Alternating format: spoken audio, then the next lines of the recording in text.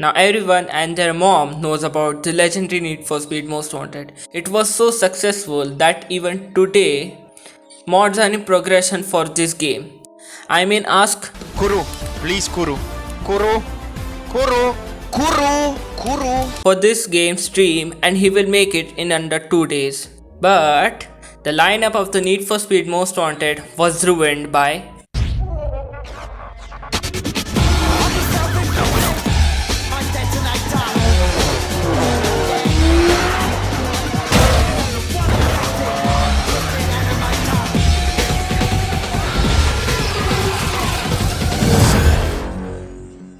Hello guys, I'm Tanir and welcome back.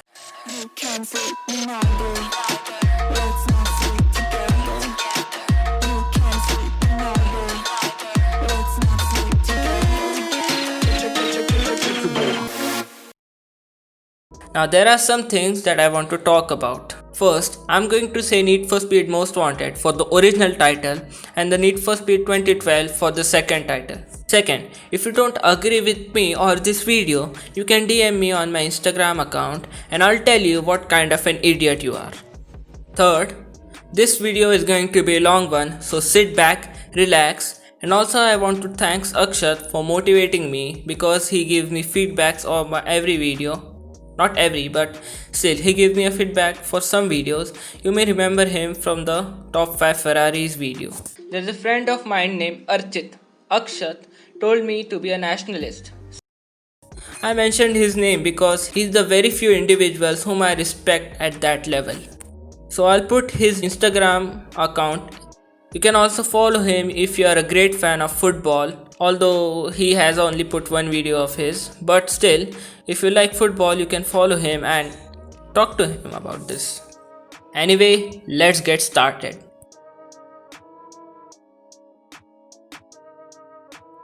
Now the first thing you notice about is that the whole theme of the Most Wanted was changed. For example, look at the style of the word from the first game.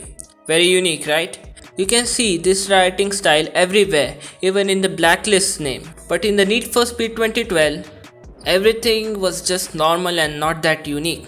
For example, Need for Speed Underground 2 had a theme, Pro Street, and Undercover also had some unique themes about going undercover and just doing that cop stuff. Besides that, the driving experience in the Need for Speed Most Wanted was very grippy and unique. I mean, the vehicles were much fun to drive. And there was a cool gameplay mechanic called as speed breakers. It was intentionally programmed so the players can take corners well at high speeds, or you can use this mechanic against cops as it makes your car very heavy and it can give you an advantage in the roadblocks. But in Need for Speed 2012 there was a bad mechanic as the Criterions made this game.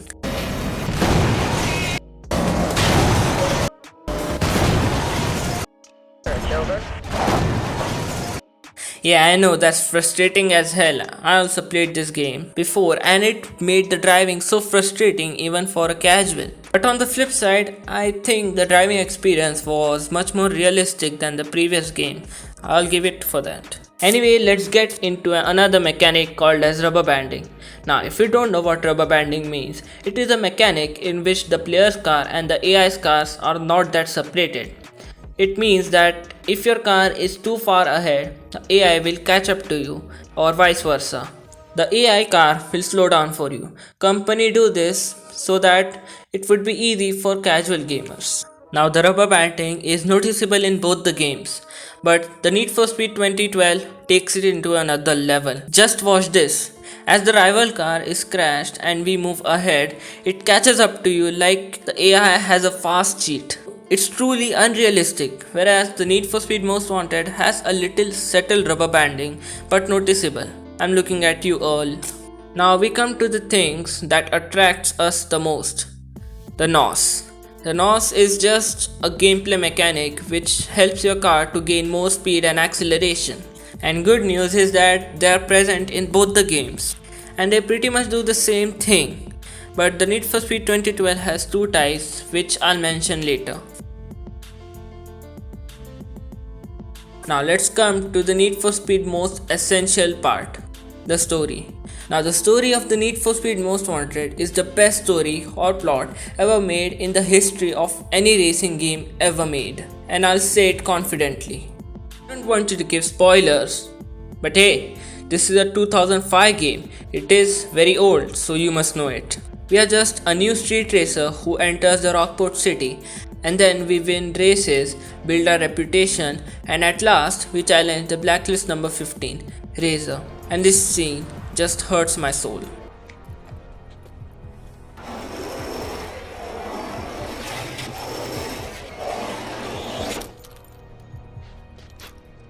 Nice pinstripe. I'm going to kill you. When we race him, we just play right into his hands. And while we are racing, Mia as a character tells us that we had a huge oil leak at the start line, and that makes our car to run out of fuel. And as our cars are on the line to race the blacklist racers, we lost our precious and legendary BMW M3 GTR by this man. I'm sure he must have cheated somehow with these two jokers around him. Fast forward, and then the cops arrive. I mean, these two people. They send us to the jail, or I may say drag us to the jail, and we bail out after few hours. Then Mia picks us up to the car lot. I wonder why she is helping us. I think I have a theory now. And since we got a little reputation by winning races, we got some money too, so we had to buy some car in the car lot to start our new career to defeat Razor and get a ride back. I'm not going to tell you full story, but it was quite legendary. Now if you are wondering what is the story of the Need for Speed 2012, here it is. It's just this, we come out of nowhere and we are said to be the number one most wanted in the Fairhaven city for no obvious reasons. It's pathetic for that EA didn't even bother to put a story. No, we just want to rush the production so we can get your sweet treat money. My god.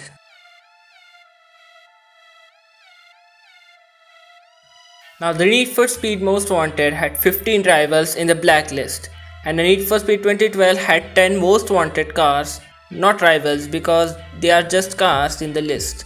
No names, no bio, no pictures, and no personality. That is why the Need for Speed Most Wanted was much more enjoyable to play, because you never thought you are playing with an AI. You actually thought you are racing against a real person, because they had their own strength, bio, and personality too.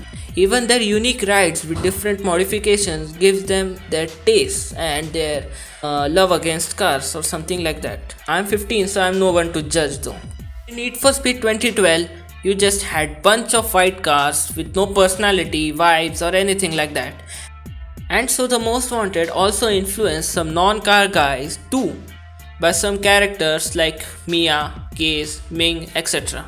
Well, speaking of the personalities, personally I like Ronnie, Bull, and Ming. They were my favorites because Ronnie was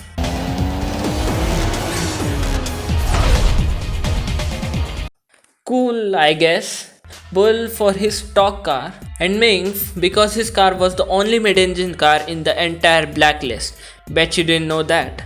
Speaking of cars, if you wanted rivals car in the Need for Speed Most Wanted, you need to beat them. Then you get 2 markers for either Junkman Performance, Aftermarket, Visuals, some extra cash, Impound Release, Extra Impound Marker, Jail Free Marker, or Rivals Pink Slip, aka his or her car. But in Need for Speed 2012, if you need rivals car, you need to shut them down, and boom, that total car will be transported in 3 different locations with everything intact. Huh? Where's the creativity, bro? Let me give you an example of the first gen and second gen Acura NSX because it would fit here. First gen, awesome car with awesome name, and the second gen, decent car with the wrong name. You can't mess up the names, EA. Most Wanted, you were needed to do 3 things to challenge a rival: races, milestones, and bounty. Races are just races. You come first and you complete a race. Milestones are just records during a cop pursuit set by the blacklist racers. And photo tickets are speeds achieved by reaching a specific speed at certain locations by the racers. And bounty is the reputation among street racers, which is earned by milestones, immobilizing police units, and spending time in a pursuit. Complete these things, you can challenge the rival. And if you beat Blacklist number 13, you get a Camden Beach area known as Boroughs. And if you beat the Blacklist 9, you unlock Rockport City. These small things makes up the progression very satisfying, and even if you have a ride, you are most likely to use it more often due to slow progression, which makes the bond between you and the car much stronger, which is negligible in today's games. I'm looking at you, Need for Speed Heat. And that is why, even after you get the rival's car, you would still prefer your car to drive. And even if you want to buy a new car, you need to invest a lot of money to buy and upgrade it to your level. To drive your current car for a while. Also, the cars requires you to beat a certain blacklist member so it can be unlocked for you, which again made the progression so much satisfying. Looking at the Need for Speed 2012, you have all the cars unlocked except the 10 most wanted cars, but the rest 31 cars are still a lot. I won't lie that I liked the jackpot system in this game, but I also felt like I have almost all the cars, so I cannot relate it with the first game. And to progress, you need to collect speed points by winning races, taking down cops or racers, and destroying security gates or billboards. I think that is a kind of reputation point too. But you cannot spend these speed points like in the Need for Speed Rivals. You just have them, and the speed points earned by the races of a specific car have only 5 races, which forces you to drive different cars, which breaks up the bond between you and the car. Oh yes, the best thing about the Need for Speed Most Wanted.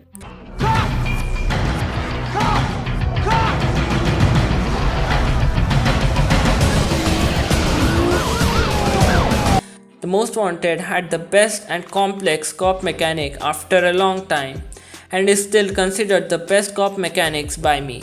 You have maximum 7 heat levels without any custom mods and gameplay. As the heats goes up, it gets more interesting, like roadblocks, SUV ramps, helicopters, spike strips, and at last, the cross. I still want to kill that guy. As you go each level higher and higher, the pursuit becomes much more intensive. And if that's not intense enough, then I don't know what is. And it gets harder to escape on higher heat levels, which will force you to make some strategies and hideouts, like these.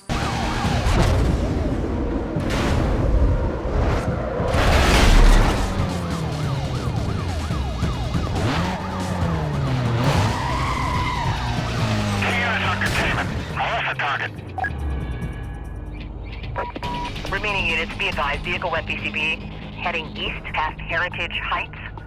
A quadrant will be set up around its last known trajectory.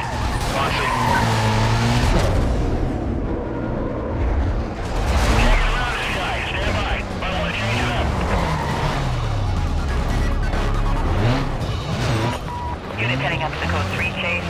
Suspect was last reported westbound past Diamond Park. Supervisor requesting you set up a quadrant ASAP. Units remain on code 6 status till further notice. Dispatch, this is Bravo 27. I'm with 2 other units. And also there were some other special mechanics like pursuit breakers, which immobilizes cops, and hiding spots, which helps you to cool down faster. Also, these things made this game much more interesting and memorable. And getting busted can give you a real loss, like impound strike on your car, or even worse. And yes, as you cause infractions, they will take your sweet cash. Anyway, let's come to the decent Need for Speed 2012. It's like the cops are degraded on to the next level.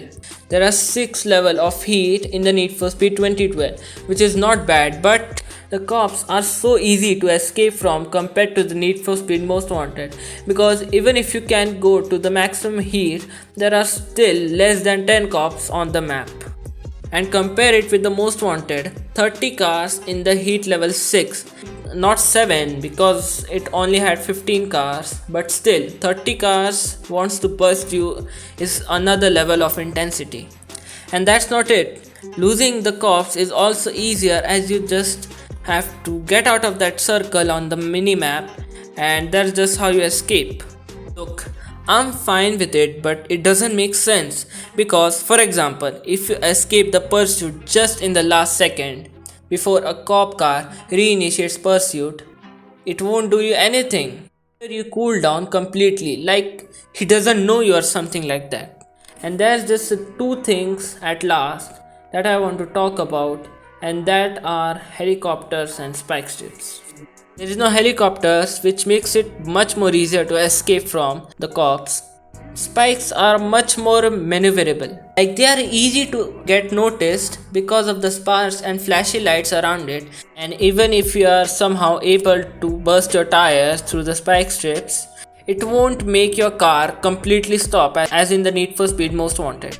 And it is easier to repair your tires by just going through a paint shop or equipping the reinflate tires, which can reinflate your tires in mere seconds, which makes the spike strips much more less threatening, unlike the Need for Speed Most Wanted, which can directly get you busted. So a Need for Speed Most Wanted, as I said, had a huge amount of upgrades and cosmetics. It wasn't in depth like the Need for Speed Underground 2, but body kits, spoilers, rims, hoods, roof scoops, and visuals like paint job, vinyls, rims paint, window tints, decals, numbers, gauges, and performance upgrades were in depth enough for even non-car guys, which can rise up their car fairly quickly. Besides that, it really gives you a sense of freedom and your taste to your rides, which is half of the fun of a racing game. Very sadly, there are literally no customization on cars in the Need for Speed 2012 other than upgrading your car, which is at the most basic level, like chassis, tires, nitrous, body kit, and gear shifters, which is again basic for a normal racing games. And paint jobs of the car can be changed. As money was non-existent in this game, you have to go into this drive-through which changes the paint of your car, and I liked that as a mechanic, but when I saw its limit, that's where I gave up. You cannot even change the color of your car as your will desires. You just get a limited amount of colors on a specific cars, which makes it much more like a race car. Like, for example, the Porsche 918 Spider only came in two colors, white, which is present in all the cars, and grey. I don't know.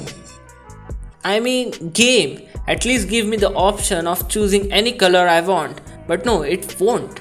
And seriously, I wanted red color in my 918 Spider because it looks sick in that color.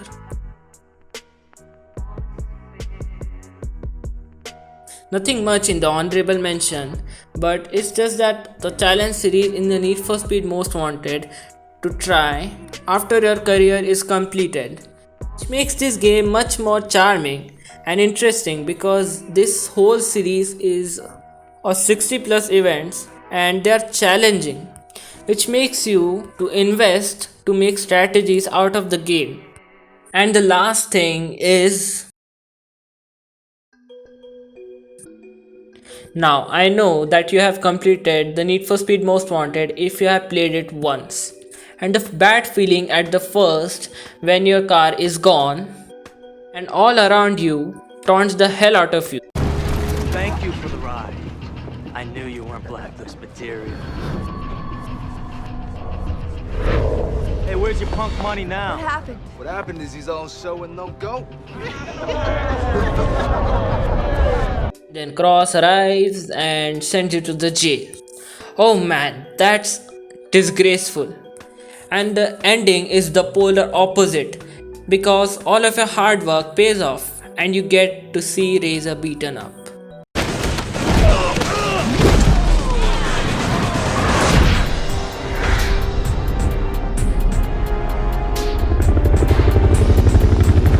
And like the last ending scene, police comes out of nowhere and arrests Razor, And you see Cross getting mad.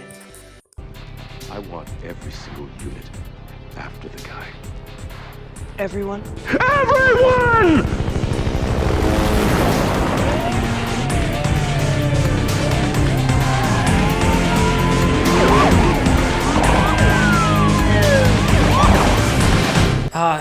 The most satisfying ending ever made. But there is a twist. The game is not over yet because you still have to escape from Cross.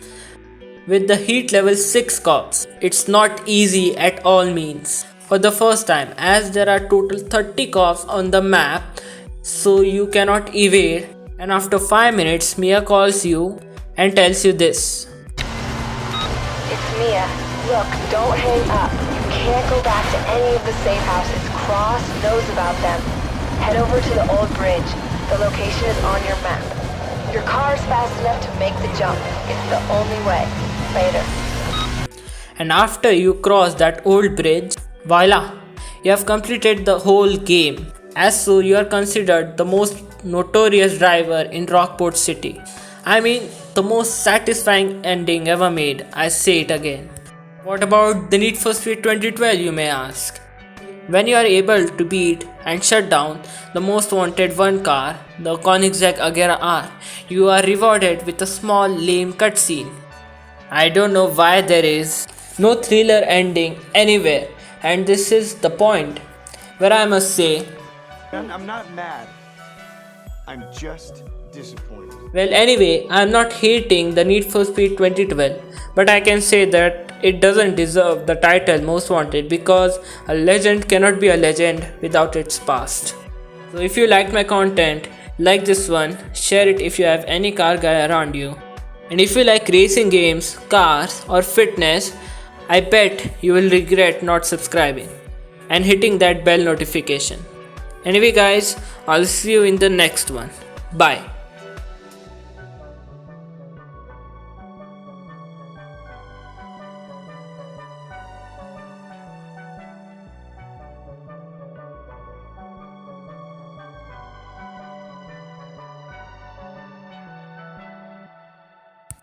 I only write cursive.